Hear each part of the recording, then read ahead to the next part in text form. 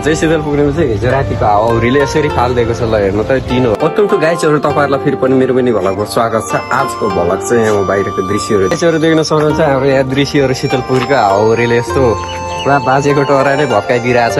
अनि यतातिर यसरी हावाहुरी चलिन्छ हाम्रो चाहिँ थाहा भएन, रातिमा यसरी चलेर शीतलपुर नै यस्तो बनाइदिएको छ। गाइजहरू देख्न सक्नुहुन्छ। हल्ला घरहरू पुरै उडाइदिएको छ।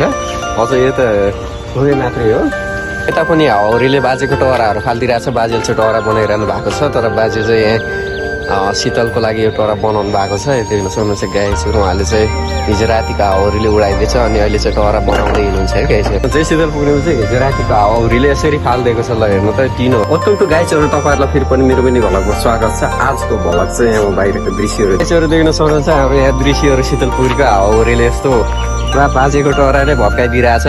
अनि यतातिर यसरी हावाहुरी चलिन्छ हाम्रो चाहिँ थाहा भएन, रातिमा यसरी चलेर शीतलपुर नै यस्तो बनाइदिएको छ। गाइजहरू देख्न सक्नुहुन्छ। हल्ला घरहरू पुरै उडाइदिएको छ। अझ यो त थोरै मात्रै हो, यता पनि हावाहुरीले बाजेको टराहरू फालिदिइरहेछ। बाजेले चाहिँ टरा बनाइरहनु भएको छ, तर बाजे चाहिँ यहाँ शीतलको लागि यो टरा बनाउनु भएको छ। देख्न सक्नुहुन्छ गाइजहरू, उहाँले चाहिँ हिजो रातिको हावाहुरीले उडाइदिएछ अनि अहिले चाहिँ टरा बनाउँदै हुनुहुन्छ है गाइज।